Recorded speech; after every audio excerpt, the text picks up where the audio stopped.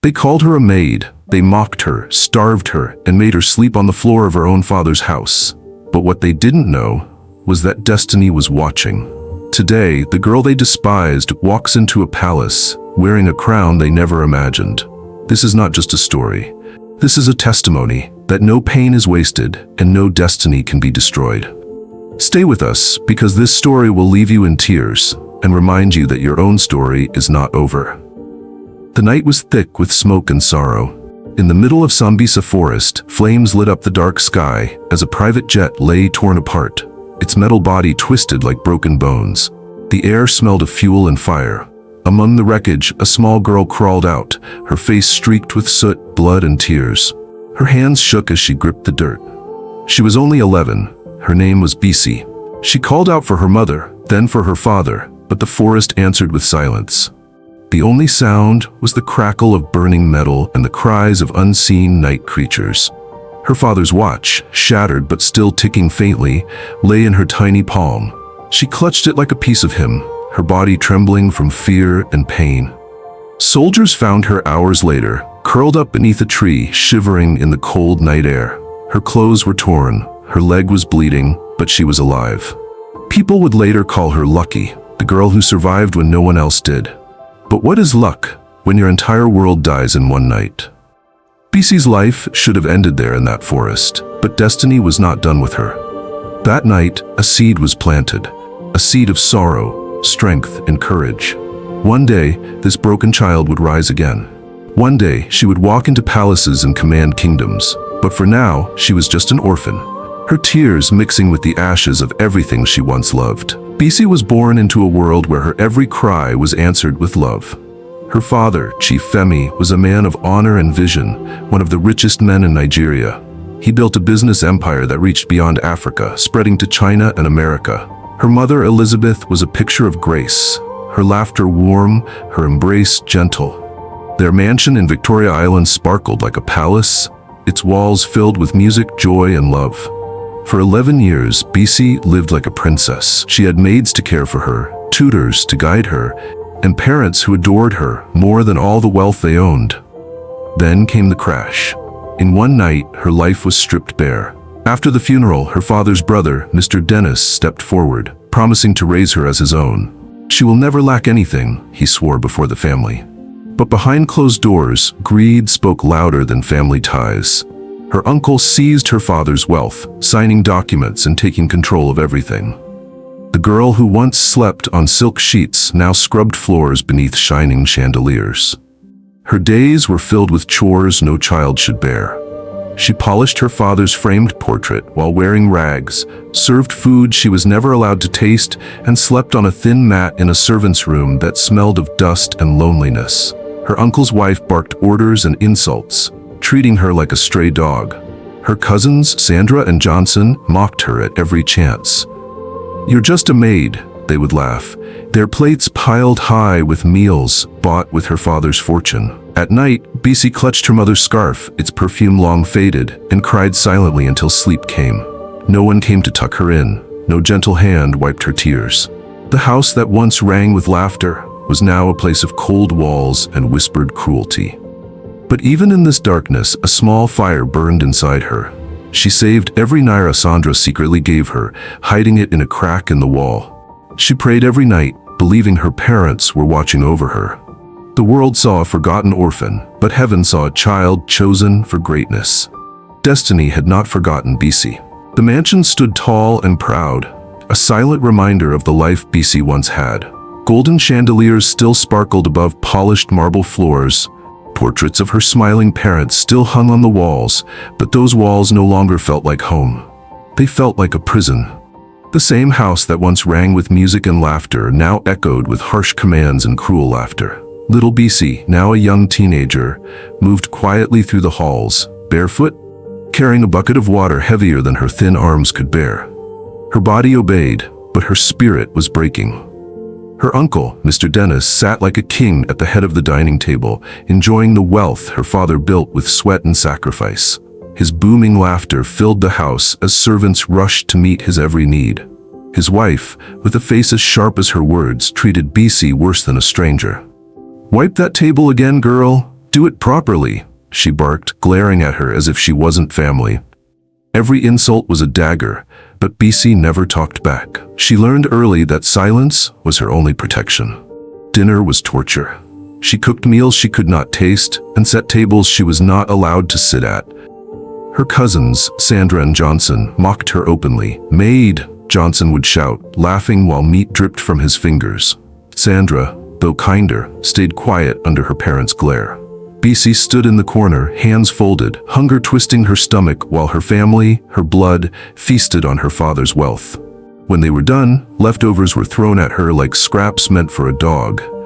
She took them without a word, hiding the tears that threatened to fall. At night, she lay curled on a thin mat in a small windowless room. The air smelled of polish and dampness, and the only light came from the moon slipping through a crack in the door. Clutching her mother's scarf, she whispered prayers through her tears, asking God to send her parents back, even if only in a dream. Sometimes she would sneak into the living room at night, kneel before her father's portrait, and cry until dawn. The house was beautiful, but it was cold. Its silence screamed that she was unwanted. Yet somewhere deep inside her, a flicker of hope burned. She saved every naira Sandra secretly gave her, hiding it in a shoebox under her mat. She didn't know why she saved it, only that it gave her strength. Bisi was beaten, mocked, and abandoned, but she carried something her uncle could never steal, her dignity. And though the world had forgotten her, heaven was watching. What no one knew was that behind those tired eyes, destiny was quietly sharpening its sword. The years rolled by, and Bisi grew into a quiet young woman. Her beauty was undeniable, but it was the kind that pain refines, a gentle grace born of suffering. While her cousins were driven to elite schools in shiny cars, Bisi trudged to a local government secondary school with worn-out shoes and second-hand uniforms. Her books were often borrowed or torn, yet she guarded them like treasure. She was always the first to class, and the last to leave. Her teachers drawn to her brilliance, but unaware of the cold world she returned to each night. Home was no refuge. Her uncle's family treated her less like blood and more like a burden. She polished floors until her knees ached and washed clothes until her hands were raw, yet they never thanked her. Mealtime remained a theater of humiliation. Bisi would stand in the corner, watching as the people eating from her father's fortune mocked her as the maid. But she swallowed her pain and smiled softly when no one was looking. She refused to let bitterness consume her heart. Sandra, her cousin, became an unlikely lifeline. When no one was watching, she would slip Bisi small bundles of naira. "Don't tell Mama," Sandra whispered. Bisi never spent the money carelessly. She hid it in a shoebox under her thin mat, counting it late at night when the house was silent. Those crumpled notes were hope. They were proof she still had control over something in a world that had taken everything from her. When her uncle refused to send her to university, Bisi did not argue. She simply bowed her head and kept working. But inside, she was planning her future. She secretly enrolled in an online business management course, using her hidden savings and Sandra's small gifts. Nights that should have been spent resting were spent bent over a borrowed laptop, her candle flickering as she studied. Her hands trembled with exhaustion. Her eyes burned from lack of sleep. But she pressed on. Her suffering became her teacher, her pain her motivation. She promised herself she would never be helpless again. 4 years later, she graduated without a soul in that house knowing. When her NYSC posting letter arrived, she felt destiny whisper, "It's time." She packed her certificate and a few clothes, telling her uncle she was visiting a friend. That night, before dawn, she slipped out of the mansion, her heart pounding in her chest. By the time they noticed she was gone, she was far away. Panic swept through the family. Mr. Dennis sent people across Lagos searching for her. Rumors spread. Had she been kidnapped? Had she run away? Weeks passed, then months. With no trace of her, they assumed she was dead. But Bisi was alive. She arrived in Calabar, posted to Ediba Primary School, a place where cracked walls and dusty blackboards mirrored her own scars. She stood before children sitting on bare floors, their eager eyes shining despite poverty. Something inside her broke, and she whispered to herself, "No child should ever feel forgotten like I did. One day, I'll rebuild this place." After her service year, she got a job as a clerk at the local government council. The salary was small, but she was free. For the first time, she woke up without fear of cruel voices or slamming doors. She lived in a tiny apartment, cooked her own meals, and walked home smiling at the sunset. She had no family, no riches, but she had her dignity, and that was worth more than gold. Little did she know, destiny was still watching, and her story had only just begun. Calabar was a city of calm sunsets and warm greetings, a world far removed from the pain Bisi had left behind in Lagos. Life was simple here. She walked to work each day with a modest handbag, greeted shop owners by name, and ended her evenings in her little rented apartment, reading by the soft glow of a kerosene lamp. She carried herself with quiet dignity, though her heart still bore scars that no one could see. To her neighbors, she was a humble young woman with kind eyes, but none knew the weight she carried or the mansion she once called home. One Saturday at the bustling Ediba market, Bisi bent over a stall of vegetables when a sleek black Bentley stopped nearby. Its tinted window slid down to reveal a handsome young man with a warm smile. "Excuse me, miss," he said politely. "Could you direct me to the palace?" His voice was calm, his tone respectful. Bisi, startled, pointed him in the right direction, answering softly, "Follow the main road, then take the second turn." He thanked her with a smile that lingered in her mind long after he drove away. She didn't know it yet, but this simple act would change her life forever. That evening, her phone rang from an unfamiliar number. "Hello," she answered cautiously. "It's me," the voice said, calm and steady. "I'm the one who asked for directions today." Bisi's heart skipped a beat. He introduced himself as Prince Udo, heir to the Ediba throne, and expressed his wish to know her better. Bisi, shy and guarded, politely declined. I'm not looking for friends," she murmured. He chuckled softly. "Then I'll settle for being someone who admires you from afar." Weeks passed, but fate had other plans. One evening after work, Bisi spotted him again, this time outside a boutique. His face lit up as he walked toward her. "Miss Bisi, right?" he said warmly. She nodded, surprised he remembered her name. "Please allow me to take you to dinner, just to talk." Something in his voice disarmed her, and she agreed. That evening, over a simple meal, he revealed himself fully. A prince who had returned from abroad, burdened by expectations. His parents had chosen a bride for him, a wealthy young woman from a powerful family. "They want a union of influence," he said, shaking his head. "But I want a marriage of love, and I think I've found it." Bisi froze, her spoon trembling. "Me? I'm just a poor orphan. I'm not fit to even step in your palace." The prince leaned closer, his eyes gentle. "That's exactly why I admire you. You carry yourself like a queen, yet you ask for nothing."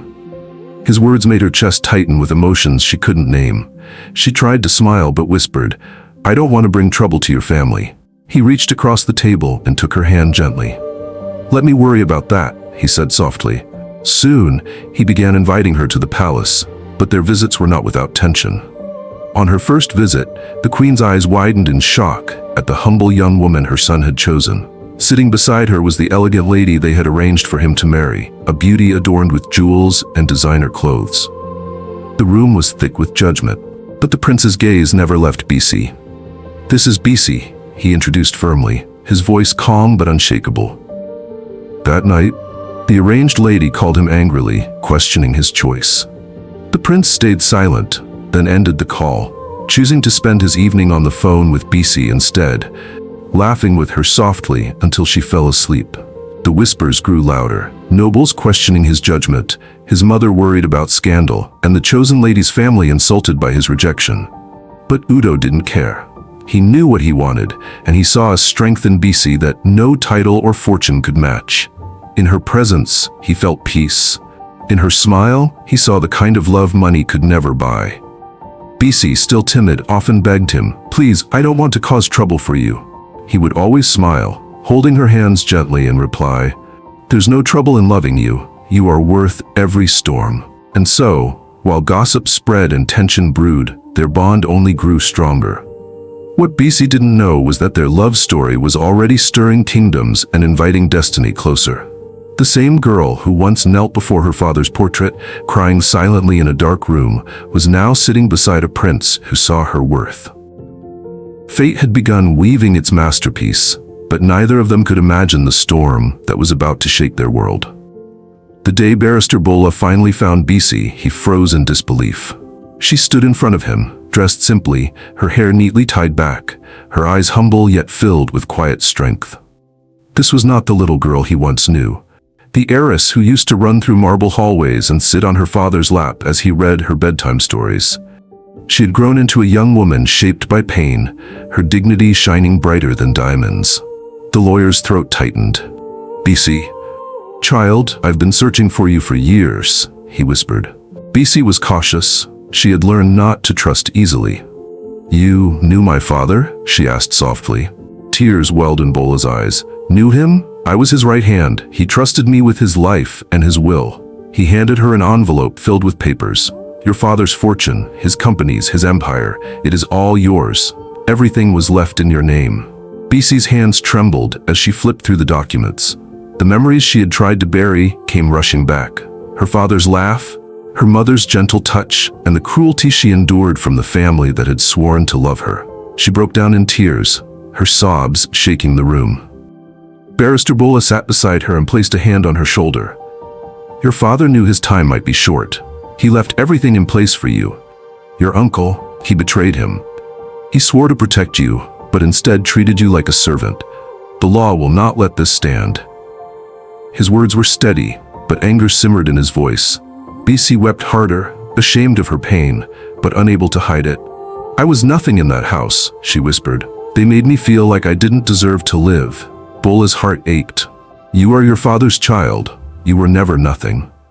Meanwhile, a storm was brewing in the royal palace. The woman chosen by the prince's parents, Adana, daughter of a wealthy oil magnate, was furious.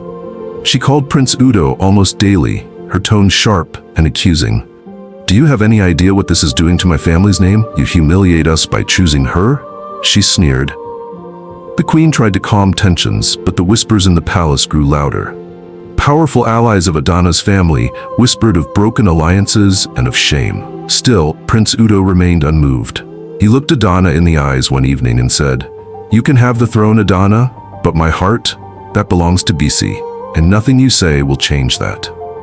Every day, Bisi grew more nervous. She didn't like the attention, the gossip, or the rumors. "I'm not worth all this trouble," she told Udo one evening, tears filling her eyes. "Please, maybe I should just disappear." The prince knelt before her, holding her hands.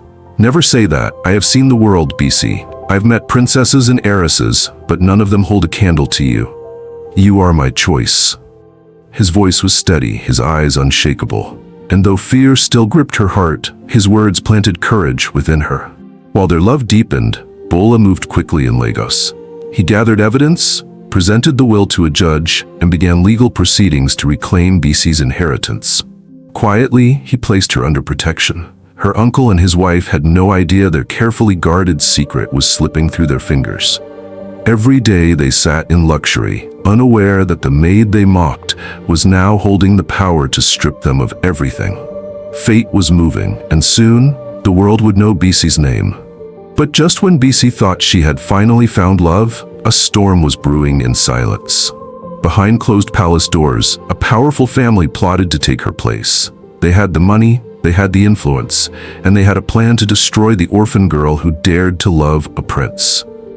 What happens next will shake kingdoms and leave you speechless.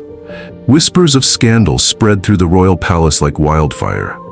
The queen's disappointment weighed heavy in every hallway. Adana's family, humiliated by the prince's refusal, stirred tension among the wealthy and powerful. "You are making a mistake, Udo," the queen said one evening, her voice trembling with frustration. "You are heir to a throne. You need a wife who can strengthen our family's name, not a girl with no background." The king sat quietly, his stern gaze fixed on his son, hoping reason would win. But Udo was calm. "Mother," he said softly, "you taught me that integrity is worth more than gold. I will not sell my heart for status. I love her." Bisi felt the weight of those words like a burden she couldn't carry. She knew the whispers in the palace weren't just about her. They were knives aimed at her dignity. When she visited the palace, the queen would greet her politely but coldly, her disapproval hanging in the air like smoke. Adana's glare was sharper than any insult. "You think this will last?" she whispered one evening as she passed Bisi in the corridor. "You don't belong here." Bisi walked away silently, but her hands trembled. That night, she sat in her small apartment, tears streaming down her face. "I don't belong in his world," she whispered to herself. When Udo called, she tried to hide her tears, but her voice betrayed her. "Please," she begged him, "don't fight your family because of me. I'm not worth this war." There was a long silence on the other end of the line before Udo spoke. "You are worth more than any crown, Bisi," he said softly. "I would fight 1,000 wars if it means holding your hand at the end." Adana's family began visiting the palace, pressuring the king and queen. There were whispers of broken alliances and business losses if Udo did not marry Adana. The queen, torn between love for her son and fear of scandal, tried once more. "Udo, she is not one of us. She has nothing." Udo's jaw tightened. "Then I'll give her everything." His words stunned her. This was no passing fancy. This was a man willing to stand against the world for the woman he loved. Bisi, however, carried guilt like a weight around her neck. She was deeply grateful for his love, but she was haunted by the feeling of being unworthy. Some nights she would cry herself to sleep, whispering prayers that God would give her strength or send her away from this storm. Udo sensed her pain, so he became her shield. Every time she wavered, he reminded her of her worth. "You are my choice, Bisi. Not theirs, not the world's, mine." And while love grew stronger between them, Barrister Bola's work behind the scenes tightened the noose around Mr. Dennis and his wife. The evidence was complete. The betrayal was undeniable. The court date was near, and Bola planned something no one expected, to reveal the truth at Bisi's wedding. Fate was preparing a stage that would shake kingdoms, silence gossip, and crown a woman the world thought was a nobody. The day of the wedding dawned with a golden sun, yet tension hung in the air like a gathering storm. The royal palace was alive with whispers, servants rushing through hallways, and guests arriving in luxurious cars. The church was adorned with white roses and sparkling chandeliers, but beneath the beauty was a thick cloud of curiosity. Many guests had come not just to witness a royal wedding, but to see the girl who had stolen the prince's heart. A girl they said had no family, no name, and no status. Bisi stood in front of a mirror in a small dressing room, her hands trembling as the royal seamstress adjusted her gown. The dress was stunning but simple, its elegance reflecting her humble heart. She took a shaky breath as she looked at herself. She hardly recognized the woman staring back. Behind her calm smile was a storm of fear. She thought of Adana's cold stare, of the queen's quiet disapproval, and of the gossip that buzzed in every corner of the palace.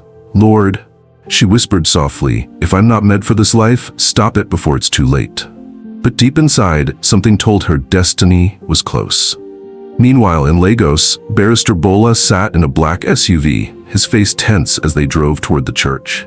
Behind him were more SUVs filled with police escorts and court officials. Inside his briefcase lay documents that would change everything.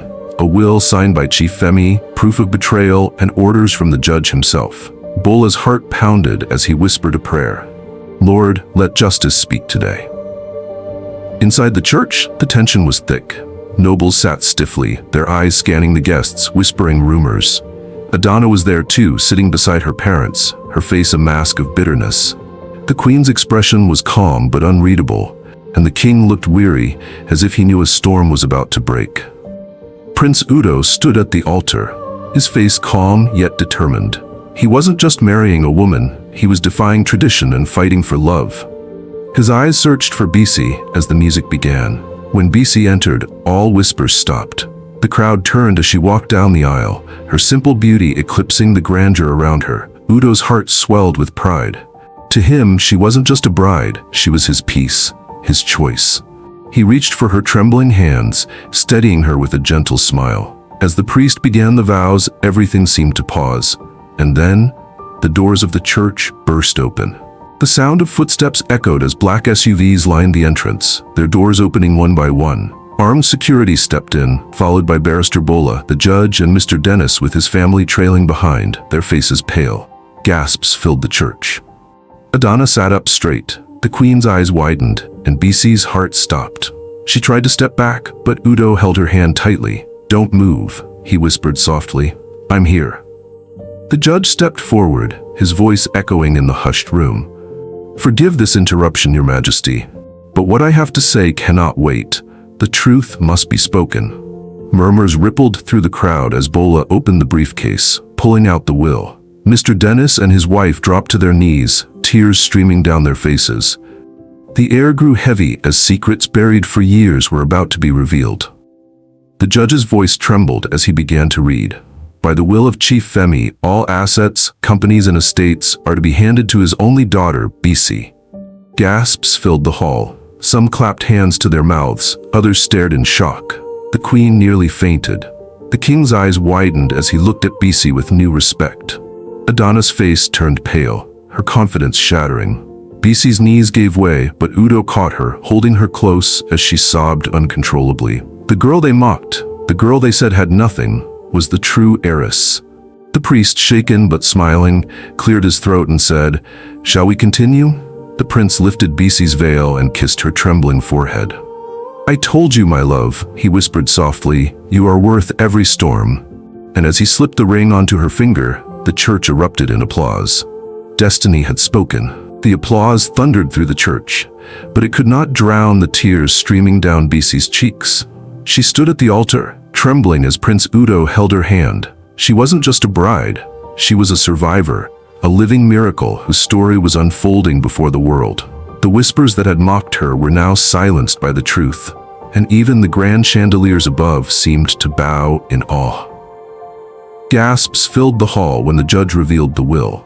Dignitaries who had come expecting a scandalous wedding now rose to their feet in disbelief, whispering among themselves. Governors, ministers, royal chiefs, and prominent business moguls who had once ignored her now looked at her with respect, some with shame for having judged her.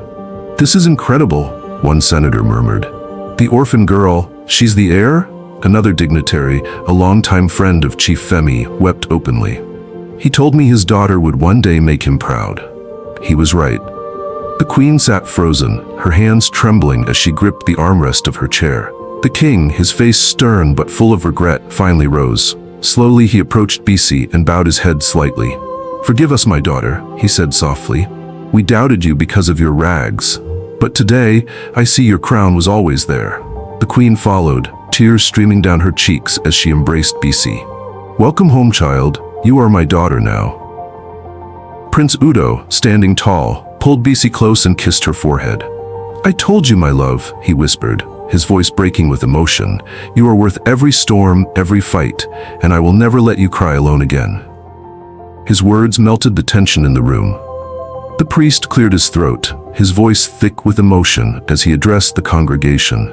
"Today we have witnessed God's mysterious hand. He lifts the humble from the dust and seats them among kings. Let this day be a lesson. Do not despise the child in rags, for heaven might have already written their crown." All eyes turned as Mr. Dennis and his wife fell flat on their faces before Bisi, their sobs echoing through the church. "We betrayed your father's trust," Mr. Dennis cried. "We stole your joy and treated you like dirt in your own home. Forgive us, Bisi. We are ashamed." Their children knelt beside them, tears streaming down their faces. Sandra, however, clung to Bisi's hand, unable to stop crying. I tried to help you, cousin," she whispered through her tears. Bisi knelt too, placing her hands gently on her uncle's shoulders. "I forgive you," she said softly, her voice steady. "But forgiveness does not erase justice. You will no longer control my father's empire. I will restore order, but I will not cast you into the streets." Gasps filled the hall. Even after everything, she showed mercy. "You will keep the family house, uncle. Your children will be cared for, but the empire you abused will now be rebuilt in my name." Sandra's sobs grew louder, but Bisi smiled through her tears. "And you, Sandra, I will never forget the coins you slipped into my hands when I had nothing. It was small to you, but it was everything to me. You will always have a place in my life. You will never lack again." Months later, with her inheritance fully restored, Bisi and Udo turned their attention to Adiba Primary School, the crumbling place where she once served and made a vow. Bulldozers cleared the old buildings, and within months, a state-of-the-art school stood in its place. Painted walls, solar-powered classrooms, libraries stocked with books, computer labs, and playgrounds that sparkled under the Calabar sun. Scholarships were established for every child, ensuring no one would be denied education because of poverty. "Every child deserves a chance," Bisi said at the ribbon-cutting ceremony. "I was once a forgotten child too." Her story spread across Nigeria and beyond. She became a symbol of grace and strength, a queen who ruled with a heart for the broken. Newspapers called her the Orphan Princess. Foreign leaders visited her foundation for orphans and widows. She and Udo opened schools, hospitals, and programs to give children the hope she once prayed for in tears. At home, her family learned humility. Mr. Dennis, now stripped of power but spared from ruin, often sat quietly in the garden of the mansion he kept, tears in his eyes as he watched his children grow with opportunities they never earned. He knew mercy had spared him. Sandra became one of Bisi's closest allies, overseeing projects and caring for young girls who had stories like hers. One evening, Bisi stood on the palace balcony, the night breeze playing with her hair as she gazed at the stars. Udo wrapped his arms around her. "Do you ever regret forgiving them?" he asked softly. Bisi smiled faintly. "No," she whispered, "because mercy is my greatest crown. What they took from me made me who I am. Without the pain, I would not have known purpose." Her life became a sermon to the nation that destiny can be delayed, buried, and mocked, but never destroyed. The girl who once slept on a mat was now a queen rebuilding nations, and she left the world with these words of wisdom. "Do not despise the child in rags. Do not mock the orphan or the broken.